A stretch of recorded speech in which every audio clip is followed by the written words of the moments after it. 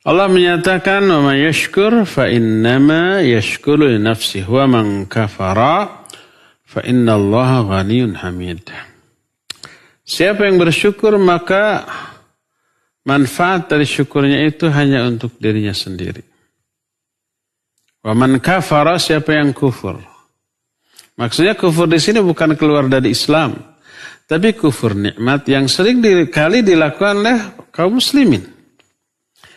Bagaimana yang dimaksud ingkar kepada nikmat atau kufur kepada nikmat? Yaitu tidak mensyukuri nikmat tersebut sesuai dengan Allah, ya kehendak Allah. Bagaimana cara mensyukuri? Dengan 3 unsur yang ada dalam hati kita. Bersyukur dengan hati. Dengan cara mengakui, meyakini bahwa nikmat ini dari Allah lah. Bukan murni hasil usaha kita.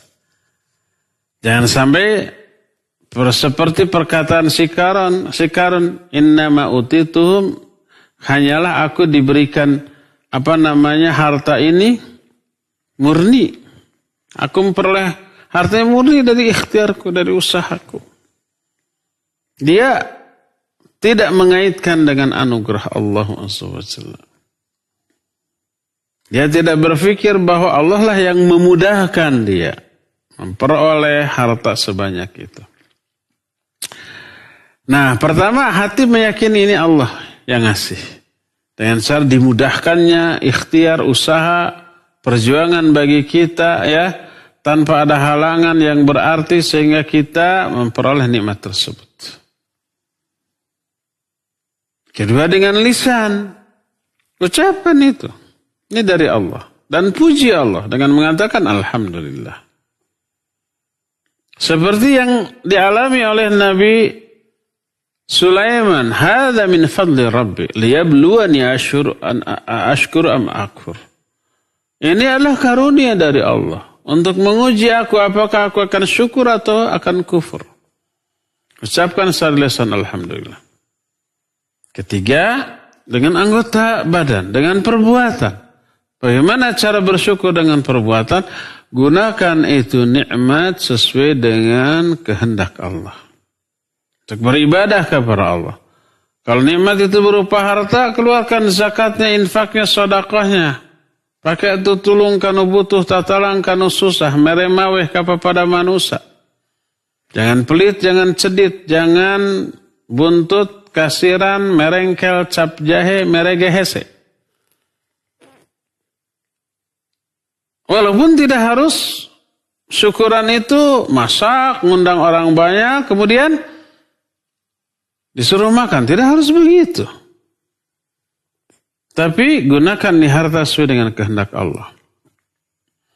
Diberi kekuasaan berupa nikmat. Gunakan kekuasaan ini untuk memberantas kejahatan, kezaliman, menegakkan keadilan. Bukan sebaliknya. Diberi kekuasaan untuk berbuat zalim kepada orang-orang yang tidak dia sukai. Diberi kemampuan atau kekuasaan di bidang hukum. Digunakan untuk membabat orang-orang yang tidak disukai atau lawan-lawannya dan dipakai untuk membela kroni-kroni krocok-krocoknya. Tumpul ke kawan sangat super tajam ke lawan. Zalim itu berarti tidak bersyukur terhadap nikmat kekuasaan. Orang yang pelit tadi tidak keluar zakat, infak, sedekahnya tidak dipakai menolong orang, berarti dia tidak mensyukuri nikmat harta. Walaupun dia bilang Alhamdulillah, Alhamdulillah ribuan kali, Alhamdulillah, terima kasih ya Allah. Tiap detik dia ngomong begitu, tapi itu harta tidak dipakai sesuai dengan kehendak Allah. Alhamdulillah saya diberi pangkat, jabatan, kekuasaan. Alhamdulillah ribuan kali. Setiap detik dia ucapkan Alhamdulillah. Tapi dipakai berbuat zalim. Dia tidak bersyukur pada hakikat. Diberi kesehatan. Alhamdulillah saya sehat. Untuk apa Allah berikan kesehatan? Untuk ibadah agar lebih berkualitas ibadahnya, tapi dipakai leha-leha, senang-senang, apalagi berbuat dosa dan maksiat kepada Allah SWT. Maka itu bukan bersyukur. Jadi tidak mensyukuri nikmat, itu ingkar nikmat, itu kufur nikmat. Apa yang akan terjadi? Allah cabut kembali itu nikmat dan Allah ganti dengan azab. Dan itu yang dimaksud dengan innallaha la yughayyiru ma biqaumin hatta yughayyiru ma bi anfusihim. Allah tidak akan merubah nikmat yang Allah berikan kepada suatu kaum sampai kaum itu merubah nikmat itu menjadi azab dengan cara tidak disyukuri. Ayat ini oleh Imam Ibnu Katsir dikaitkan dengan ayat lain yang terdapat dalam surah Al-Anfal, "Dzalika bi annallaha lam yakum mughayyiran ni'matan an'amaha 'ala qaumin hatta yughayyiru ma bi anfusihim."